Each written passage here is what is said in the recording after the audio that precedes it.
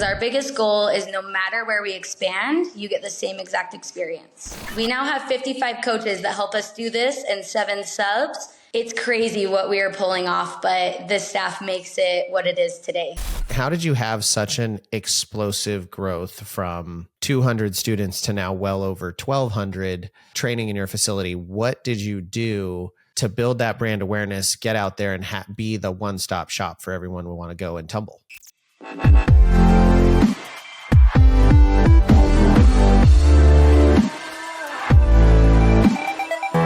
Hello, everyone, and welcome back to another episode of the Cheer Biz podcast. I'm your host, Dan Cotton, and today we have the opportunity to sit down with a gym owner whose name is Abby Dwiggins.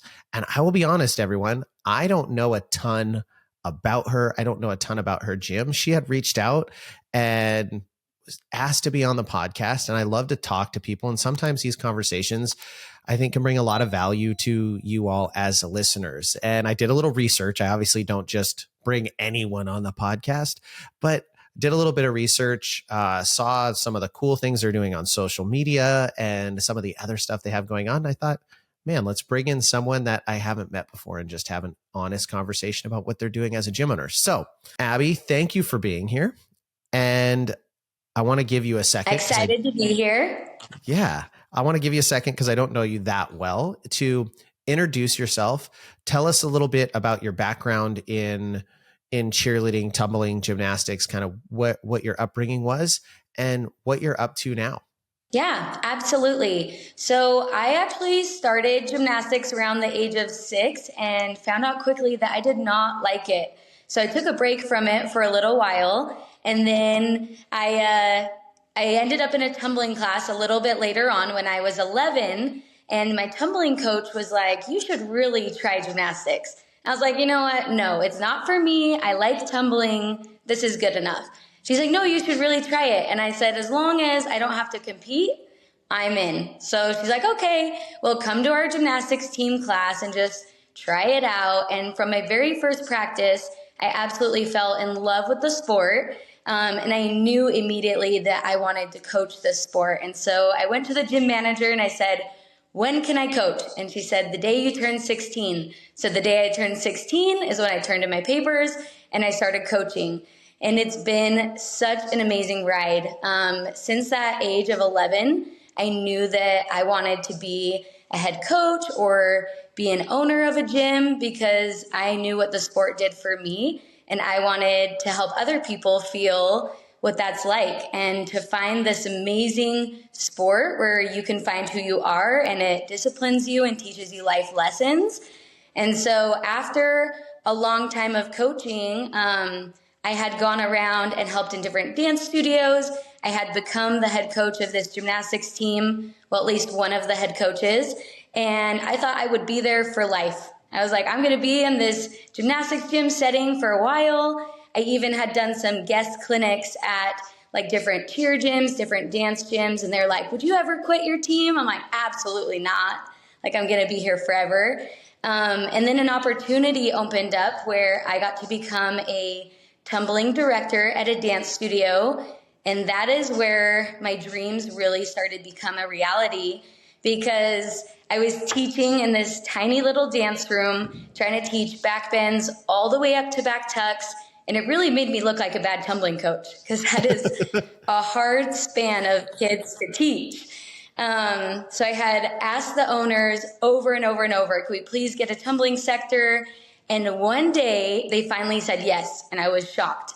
And so we built out this huge tumbling facility, and they had made it very clear that we want to do it, but we already have so much going on, so you're going to have to kind of lead the show if we're going to do it. And I said, okay, let's do it. Like, I've been waiting for this my whole life. So we went for it. The gym exploded. It went really well. And then within a year of being that ultimate director over this program, life kind of shifted a little, and I had the opportunity to decide if I wanted to open my own gym or not. That was kind of crazy. I didn't think I'd open a gym for 20 plus years or more. But we came to this crossroad and I had to decide what I wanted to do. And so we started looking for buildings, and I had remembered this building that I reached out to, and I had texted them, and he's kind of an older owner, and he had said, hey, I want you to just like call me for the information. And being a millennial, I did not want to call him. I just wanted him to text me the rates, what the deal was, how much it was going to be. So I never contacted him again because I didn't want to call him. So 8 months later, I'm like, you know what? I'm just going to give him a call and see if the building is still available. At that point, the building had been split in half. So it was a lot more affordable. And he said, it is available. If you meet me tomorrow, we can look at it. I was like, whoa, okay. So I pull up and I knew right away that this is what my next step. And he said, you know, I'm leaving for a trip tomorrow, so we should probably sign today if you're serious. So I'm like, whoa, 24 hours, less than 24 hours into this search, and I'm going to sign this big kid lease. It was terrifying. And so we decided to make the jump, and within 1 month, we had the gym all set up, and we decided to call it DTA, which stands for Dwiggins Tumbling Academy, and that's when my 12-year-old dream became true. Wow. That is, that's quite the story, quite the journey. I think there are probably people listening going, they wish they could get a building as easily as you did with one phone call and like, hey, sign now, get going. It's not always the case. So you got lucky on that one. So tell me, after you started the gym, so you took that leap to gamble on yourself and open this gym. What were the first 6 months like? I obviously let's skip past move in and setting up a whole bunch of equipment and painting walls and all of that craziness. But like the first 6 months in business, you know, how did you find your staff? How did you get a clientele? What was it that you focused on to start growing this gym? Yeah. So the story gets better. Okay. So the first 6 months, we actually marketed the gym as just a private lesson gym. I had been doing a lot of one-on-ones. So we did private lessons, other instructors that were interested in private lessons. And then we did like camps and clinics. We needed to hold off from doing classes for a span of a year. And so that's kind of what we did for the first little bit. But we just had a contract with the other gym that I had come from. Got it. So you had some sort of a non-compete in place that limited you being able to expand into classes. Yeah. And so we had done kind of like the clinic scene and the private lesson scene for a little while. And I had tons of clients just because I had taught at over 10 different companies for the last 10 years. And so I just had a lot of people that I had done one-on-ones with and wanted to continue to learn. So after 8 months, I'm skipping ahead from the 6 months, but the story will progress. Okay, so after 8 months, we only had 4 parking spots. So all those owners out there thinking like, you know what, we got lucky, 4 parking spots is plenty. I'm going to stop you there. It is not plenty. Do not do it. And our neighbors were getting pretty angry with us. And so the landlord walks in and he says, hey, how are you guys doing? And I'm like, you know what? The parking situation is actually not working and we need something else. Like we're making it happen, but we know we're making people angry. And he says, you know what? I actually just bought the police station 2 blocks away. Do you want to move into the police station? Which went from 2,700 square feet to 6,000 square feet. So all these worries, once again, kind of just went away in the split of a second because we got first dibs and we got to take over this police station. Wow. Do you buy lotto tickets? Nope, don't buy lotto tickets. You might want to start. Either you've used up all your good luck or you are an incredibly lucky human being, but or you found the right landlord who's setting you up for success. Okay, so you move into a 6,000 square foot facility, and I'm assuming that's the one that I've seen on Instagram with the big high walls, or is this an intermediate facility? You're now in a new one. We now have 2 facilities. So how the story progresses from there is we move into this new building right when we hit a year mark. And everyone was begging for more because as private lesson coaches, you can only help so many people, even if you have 15 instructors.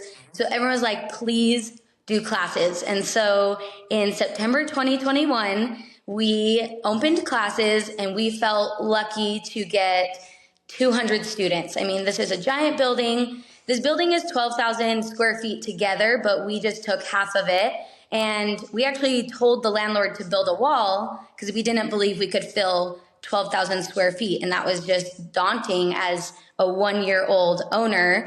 But by the end of that season, so we're looking at May 2022, we had over 500 students. And then by the following season, we had 720 students. And this last summer, we surpassed 1,000 students, and we knew in the summer that we could not fit all of those students in this 6,000 square foot building because it caps out at 720 athletes. So we had been looking, I skipped a little bit, but after our first year in the 6,000 square foot building, we knew we had outgrown it. And so we started looking for a bigger or additional building. Took a year, no one wanted us because our financials weren't good enough. Parking was too insane. They're like, there's no way, like your guys' parking requirement is too much for us. And so we, after a year of searching with a broker, were able to find a 17,000 square foot building, which is now our second facility that's been open 4 months. And we are currently teaching 1,200 students, about 690 in our Lehigh location and 550 in our Linden location. And where are Lehigh and Linden at? What state? They are in Utah, and those locations are about 12 minutes apart. Okay. Wow. 12 minutes apart. You have 2 different buildings that close together. Do you have different offerings between the 2 locations, or how does that work? Same offerings. And almost all of our coaches do both locations because our biggest goal is no matter where we expand, you get the same exact experience. Okay. So, tell me, what is it sounds like your background in business is working in dance studios and cheer gyms. Did you go to school? Where were you at in terms of how did you figure out how to do all of this? Was it just shooting in the dark, or what'd you do? Yeah, so I went to school at Utah Valley University, and over the span of 8 years, I got a business management degree, but I can honestly say that degree did not help me with any of this. Unfortunately, I think it is really unique and awesome to have that degree as a backing. But I've just been obsessed with entrepreneurship since I was young, from like selling tomatoes on the street to making themed pillowcases, just silly things growing up to make money. And so I am just not a settler, and I'm always pushing for something greater. I joke with people that I'm on this like freight train of entrepreneurship. I'll make decisions that don't make sense sometimes, but somehow they work. But our end goal is 7 locations. Wow. All in Utah? At least 4 in Utah. And then the last 3, I don't know where I want them, but I know I want 7. That's just your magic number. Lucky number 7. Yeah, it just feels right. I'm not really sure why 7, but it feels right. Okay. So tell me, you've been in business now for, it sounds like 4 or 5 years? We just surpassed 3 years last September, so a little over 3 years. Got it. And what would you say is what makes you special? What makes you different as a program? I love this question. I have taught at so many different places over time. And so I kind of found the things that work and the things that don't work. And one thing that we do at DTA is we really are strict about our ratios. And so I feel like at most gyms that I've been at before, it's like a 6-to-1 ratio or an 8-to-1 or 5-to-1. But I know what it's like to run a class with crazy kids running around, but you really want them to get good. And so I run DTA like I would want a different owner to have me teaching a class. And so we do almost always a ratio of 4-1.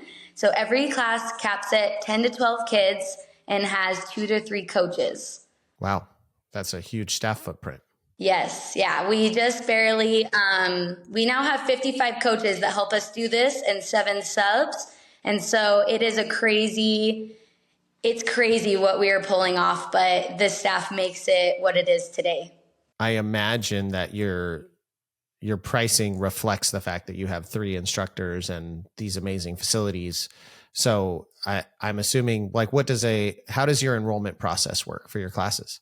Yeah, so we kind of run off a membership business style. And so we are a month-to-month gym, and the more classes you take, the cheaper it gets.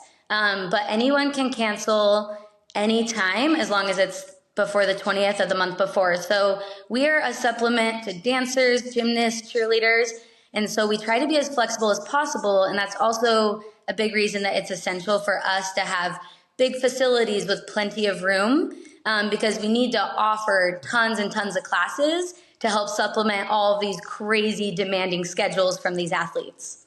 And so if I was a new member coming in, what would it cost me to enroll for a month of tumbling training? If I was taking, is your base package 1 class a week, or do you have to do more? Yeah, just 1 class a week is our base, and it's $68. And then their second class is $40, third class is $35, and fourth is $40. We do offer a partner stunning class, which we brought into our program because I tried out for college cheer 3 times and never made it. And I believe a big portion of that is lack of partner stunting experience. And so we now host that offering, hoping that other kids' dreams don't get crushed like mine, because I'm a chicken at open gym, even though everyone said you should go to open gym to get better. But yeah, it's really not terribly expensive for the ratios and the buildings we're offering. We try to keep it pretty affordable. Yeah, I would consider that ludicrously cheap. that would be how I would categorize it. Yeah, I will say one thing that we definitely do different to kind of reflect our quality is we do not offer trial classes like the other gyms surrounding us, just because by the time someone does a trial, thinks about it for 2 days, the spot is usually gone. And so we don't offer those. We are only month to month as well. So we think it's a pretty good trade-off if you try for 4 classes and then you can be done if you'd like. So that's something kind of different. And then we don't offer sibling discounts, which is also very unique in Utah. So some people, they ask about it and they're kind of sad about it. But then once they join the classes, I think they start to understand why we don't have tons of discounts, which I've actually heard you talk about before, and how you don't do tons of discounts. I don't do tons of discounts. No, I do not. Especially not the sibling discount. That's one that I just doesn't make sense to me. And I have 3 kids, and I still don't think that I understand that sibling discounts don't make sense. So, when you get the quality training, Yeah. Oh, absolutely. I mean, there's no doubt that you guys are delivering a quality product. So how on earth do you have 2 to 3 instructors per class? I imagine, how many classes at a time do you run in a day? So at our Lehigh location, we have 4 classes running an hour. And then at Linden, we have anywhere from 6 to 7 classes running an hour. I mean, some hours that are less popular, we have 3 to 4, but we've started to go up a little bit in our enrollment. So we're running 7 classes some hours. And it's pretty awesome because in this giant facility, we have 4 full cheer floors. And so even with that many kids, it seems like we have plenty of space and plenty of mats. What I was more curious in is with that. So knowing you have 6 and 4, that means you're running anywhere from 25 to maybe even 30 staff with those student to instructor ratios. If you're running 2 to 3 staff per class. So yes. 1, who manages all those humans? And 2, how the hell did you find, sorry, I shouldn't have said that word. How the heck did you find all of those qualified staff to deliver the great quality product you want to deliver? Yeah. So, a good chunk of our staff actually comes from my gymnastics team members from when I was growing up at this itty bitty fitness center. We kind of joke that it's kind of like reassembling the Avengers in a sense. Okay. So some of them are my old teammates and they believe in what I believe in. We grew up the same, which is really nice. Some people I have met at open gyms. We'll put ads up on Indeed and we'll actually get a lot of interest there. Definitely staffing has been the hardest thing. I had someone say like, what's the hardest part of business? And I'm like, it's people. People are what keep the business running, but also like keeping people coming and not asking for time off all the time is super tricky. But we also have a lot of coaches from different colleges that come. But as we've upped our quality, and when I had kind of mentioned when I wanted to be on the podcast, things I'm passionate about, one was social media. I feel like the quality in social media has brought in the people, bringing them to us, the quality coaches, without us having to go seek as much, at least. Yeah. So let's talk about social media. I noticed, I looked at, I don't have TikTok. So I'm sure you have a TikTok presence. I don't get on it. Your Instagram, though, you had a ton of posts. It looks like you post at least almost daily to Instagram. Is that accurate? We used to be really, really good about it. I've slowed down just a little bit, but we try to do daily when we can. And we actually don't have a TikTok presence. I created an account twice, but I just can't get into it. I'm part of the Instagram train. Okay. So we're on the same train then. I just figured you're a little younger than I am, so you probably had TikTok. But so what got you started? Why were you passionate about social media, and what was the tactic that you took to build your presence and your brand on social? Yeah. So when I was a director and a really successful private lesson coach, I would actually post all the time about my athletes and the success that they are having, kind of as a journal.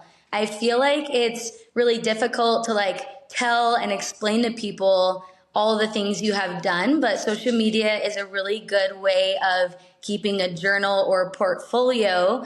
And so once I had opened DTA Tumbling, I actually rebranded my personal account to be our DTA account, but at that point it still had less than 8,000 followers. And then we just started busting out the posts about each and every program, things happening day in and day out. There was one particular post of someone spotting a foal, one of my best friends from childhood actually, and that one kind of made our Instagram blow up. But definitely like retaining the followers is hard and figuring out like what people want to see. But I think it's been really good for giving people a taste of what it looks like inside the gym on a daily basis if they have never tried DTA before. We've also tried like Instagram takeovers, which have been really fun. But I think it just gives people a taste of like, what is this gym before I even drive there? And now, are you still a private lessons, clinics, and classes only program, or do you offer team cheerleading through DTA? We do not offer team training. Everyone asks us about it all the time. But right now, kind of where we sit is we really just like being everyone's friend. Anyone can come to us from any team. There's no bad blood. We're just the middleman. And I really like that. We also are majority Monday through Thursday. So I also really like my weekends when I can get them. Well, I mean, what would impact your weekends? Why wouldn't you get them if you're Monday through Thursday? I just mean like if we start a team because of all the competition or extra practices. Yeah, you want to protect your weekends. You want to keep them your weekends. Yeah. I want to keep them as long as we can. Okay. So how did you have such an explosive growth from 200 students to now well over 1,200 training in your facility? What did you do to build that brand awareness, get out there and be the one-stop shop for everyone who want to go and tumble? There isn't really like an obvious thing that I've noticed, but I think the culture we've created and how we treat our staff and the dedication of our staff is really what keeps the word of mouth going. So nothing super obvious, but something really important within our staff, and which also helps us get more coaches, is we are really big believers. I know there are like natural totem poles in coaching, but something that we really ingrain in our staff is I don't care if you've been coaching 30 years or if you are a brand new coach, I'm going to couple you together on a class, and in 3 weeks, you've got to be leading a class, even if you are younger or haven't been coaching very long. And I expect it to look as good as that person that's been coaching 30 years because you have the potential to be great. And as we've done that and kind of said, like, everyone is on the same panel, it has really created a lot of a strong community going forward.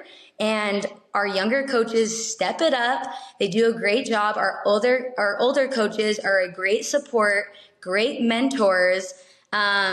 We also, if we ever have people come in and say, hey, I've been coaching for a really long time and I want to coach the older and the best kids, we say, that's nice, but we offer over 350 classes weekly, and 50% of those are tumbling one. So everyone here is not too good to teach tumbling one. And so we kind of tell our clients, no matter how old your kid is, how much experience they have, they all deserve and get a high quality coach. And I think that goes a long way in getting our enrollment where it has been. It's just culture and quality coaching. Yeah, absolutely. Okay. Crazy. You have a wild kind of firm story. there. That's kind of an unpopular opinion. What's an unpopular opinion? Just having like coaches of all levels have to also coach the younger kids. Oh, I'm sure it's unpopular with the coaches, but I fully support it. You're never too good to teach the basics. And if you're that great of a coach. Yeah, and I feel like if your program starts there. Sorry, the internet's being a little bit slow there. I was just going to say, if you're that great of a coach, you should be able to coach the lowest levels. And in fact, if you're that good of a coach, you should be building the foundation for the kids who are going to be the best. Absolutely. 100%. You nailed it right there. Okay. So, do you have any, as you've grown in this community, as you've grown in cheer, any other thoughts, any other magic wand things you'd like to see be improved upon in cheer or tumbling? The floor is yours. I don't have another specific question for you. Yeah, no problem. I think I would just say, like, to anyone that is running a gym or looking to expand or wants to start a gym, number one, kind of on the humorous side, do not underestimate parking. Do not do it. It destroys you later. And it's just, you need it. And parents, it's part of your parent experience. So that was something we learned really early on. Something we also learned really early on is, like, go get your legal documents right away. Go find a lawyer, make sure you are set, because as awesome as this industry is, it's a dangerous industry and people will try to come at you for anything. And so you really got to make sure that you protect yourself. And I think people forget that you need liability for private lessons and liability for birthday parties and liability for parkour. And if you don't have parkour liability, then you have to call it ninja. Like, there's just so many different things that play into it. And I would say, like, I know everyone says budget, budget, budget, but I think a big reason DTA is taken off is I have to learn budgets now because our second location is giant and there is less money to go around than there was before. So I can't just buy mats willy-nilly anymore. But not having a budget has made us go really far, because I look at a class and I say, if that class needs another coach, I don't care about the budget, and it's getting one because quality matters. If we need these mats because our ninja program needs to grow, we're getting those mats. If we need to put a nice logo painting in our gym to make it look more professional, screw the budget, we're doing it. But in both of our gyms, we have gigantic murals that are painted on the walls, opposed to like those banners that people will hang up. And they're a staple in our facilities and make us look a lot more professional, I think. So our muralist for the new location painted a mural that was 155 feet long, 30 feet tall, but it really just makes the gym feel like this is a DTA gym. It is the next level. So yeah, don't underestimate like going big and getting your name out there and just doing things right the first time, even if the budget doesn't say you can. That is an interesting perspective. At least in the beginning. I'm sure. Yeah. I can't fully endorse that one. I am a little bit more pragmatic from the budgeting and financial approach. Which is so smart. I think you no should doubt be. that you have had some wild success, which is absolutely fantastic and a credit to everything that you're doing. It is, however, I've seen a lot of gyms get in a bad spot, not thinking about how much those outside random things like painting walls cost. So balance. And I will say at this point, I'm getting more into it. I'm definitely being better about like what I spend as we are growing so fast now. But I think just kind of having that mindset leading up to this point, just getting us going, creating a presence within Utah. It's just helped us thus far, but I'm definitely more on that budget train now. You're certainly not risk averse, which is something to be, is fantastic and is rare. Yeah, I think for me, it would be a mindset suggestion. Instead of saying, don't worry about budget, if you find something that you need, you find how to afford it.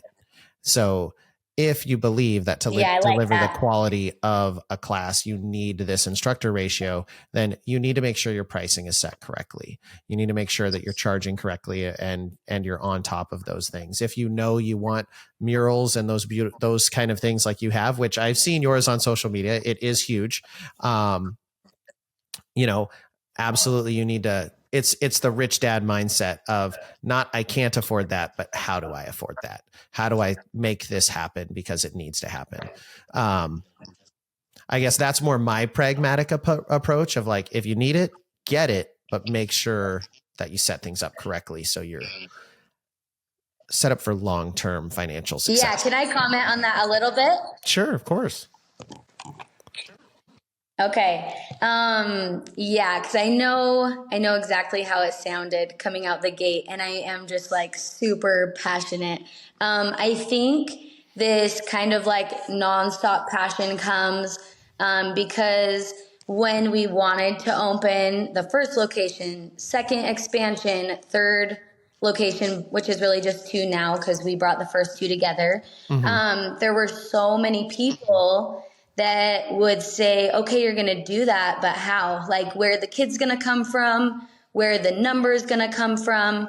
And that's something that I have not really, I guess, put thought into because I'm kind of that mindset of, I know what I want, so I'm going to find a way to do it. And so I would say, like, not going out, like you said, and spending that money just crazy, but it's more like, okay, if we don't have it, I have this mindset of we're going to find a way to make that money so we can do this because so many people kind of questioned and said, you can't. And so, I don't know. I think it's how we all got started and just seeing that like not everything relies on numbers and you can find success even when you're not drilling the numbers. And so I think that's kind of where that sign come from. But I know a lot of really successful people that are doing things like you're doing. And I think that mindset is also great. Awesome. Well, I truly appreciate your time. I know you have a thing coming up here in a few. I actually have another call here in about 10 minutes. I'm hoping my internet is all slow. So your face has been frozen for me, but I can hear you wonderfully. So it should all look good. But I really appreciate your time. I loved learning about your program. Absolutely fascinating story. You have accomplished some really awesome stuff. I mean, it's pretty crazy the growth and progression you've seen over the last 3 years. I mean, just absolutely massive. If you figure out the magic of how you got 1,200 kids, that's bottleable. That's impressive. But yeah, I really, really appreciate your time, and thank you for joining us. Yeah. And I just want to say, from the newer side of the owner community as like a newer owner, I really appreciate all of the podcasts and materials that you are putting out, because like I said, college was great, but I feel like there's so many things that just hit you in the face that you don't really learn about. And so I really appreciate how practical your advice is and the topics that you go over, because I think it helps amateur owners like me really gain another perspective. And it really helps just find hope knowing that someone else knows what you're going through on the daily. So thanks for all that you do. You're very welcome. I still don't know how pro owner I am. I get better every day, but I was 100% that complete amateur owner myself. Had no idea what I didn't know. And so it's my pleasure to help.